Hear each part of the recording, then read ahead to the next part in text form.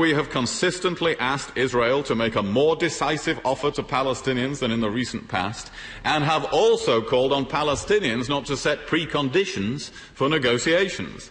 We want to see a Palestinian state and look forward to the day when its people can enjoy the same rights and dignity as those of any other nation. But for us to support a resolution at the UN, it is important that the risks to the peace process are addressed, so that the chances of negotiation beginning after it are enhanced rather than diminished.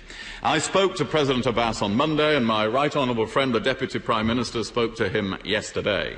We explained that while there is no question of the United Kingdom voting against the resolution, in order to vote for it, we would need certain assurances or amendments.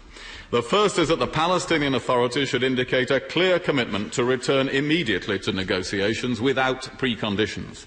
This is the essential answer to the charge that by moving the resolution, the Palestinians are taking a path away from negotiations.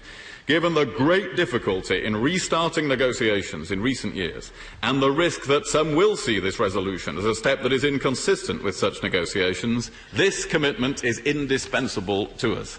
The second assurance relates to membership of other specialised UN agencies and action in the International Criminal Court. Our country is a strong supporter across all parties of international justice and the International Criminal Court. We would ultimately like to see a Palestinian state represented throughout all the organs of the United Nations. However, we judge that if the Palestinians were to build on this resolution by pursuing ICC jurisdiction over the occupied territories at this stage, it could make a return to negotiations impossible. This is extremely important, given that we see 2013 as the crucial year for the reasons I've described for the Middle East peace process. We've also said to President Abbas that we would like to see language in the resolution which does not prejudge any deliberations by the UN Security Council, and for it to be clear that the resolution does not apply retrospectively. We believe these changes would not be difficult to make, that if made either in the text of the resolution or in accompanying statements as appropriate, they would win wider support for the resolution without any prejudice to final status issues, and that they would increase the prospects for negotiations moving ahead. Up until the time of the vote itself, we will remain open to voting in favour of the resolution if we see public assurances by the Palestinians on these points.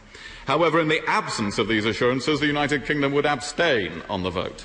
This would be consistent with our strong support for the principle of Palestinian statehood, but our concern that the resolution could set the peace process back.